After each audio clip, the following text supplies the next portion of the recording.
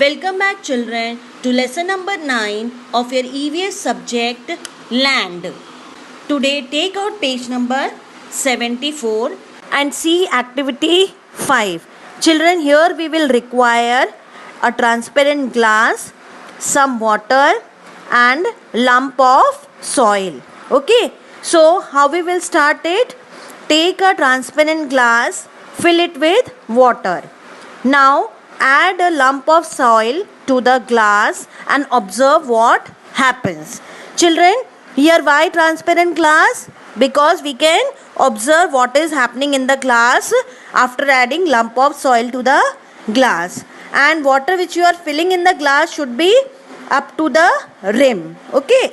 Now observe in the transparent glass on and near the soil lump. Children, as you will add lump of soil to the glass, bubbles are seen near the soil lump and on the water above the soil lump. And children, do you know why this happens? Yes, because air present in the soil lump comes out in the form of bubbles when soil lump is added to the water and water takes its place. Children, by doing this activity, we can say that or we can conclude that air is present in soil. Now children, on the same page see, remember and write. Which different things are obtained after digging the soil?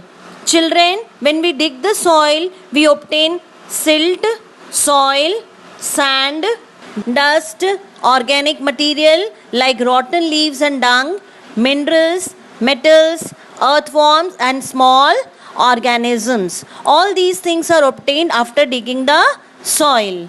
Now next question is, which organisms are found in the soil?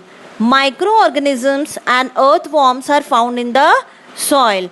Children, in lesson number 5, Wonderful World of Bolu, we learned that animals are useful to us. So children, the organisms which are present in soil or which are found in soil are earthworms and microorganisms. Children, we learned that earthworms are friends of farmers because they break down organic matter like rotten leaves and dung. When they eat, they leave behind castings that are very valuable type of fertilizer. They increase fertility of soil, create air gaps in the soil so that roots of the plants get enough air to breathe.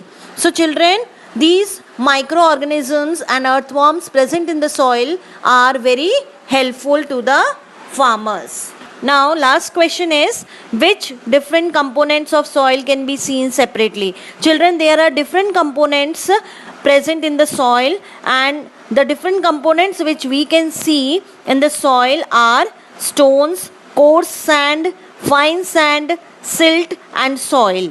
Children, leaves, feathers, parts of living organisms are seen. These are living components. Sand, stones, clay, etc. are non-living components.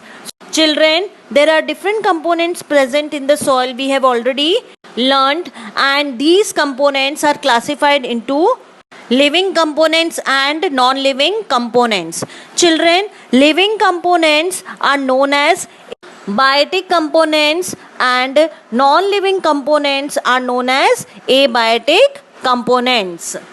So children, we can conclude that leaves, feathers, parts of living organisms are biotic components and sand, stones, clay, etc. are abiotic components. So children, this was for all today. Revise all the concepts as homework. We will meet in my next video. Till then, stay connected. Bye-bye.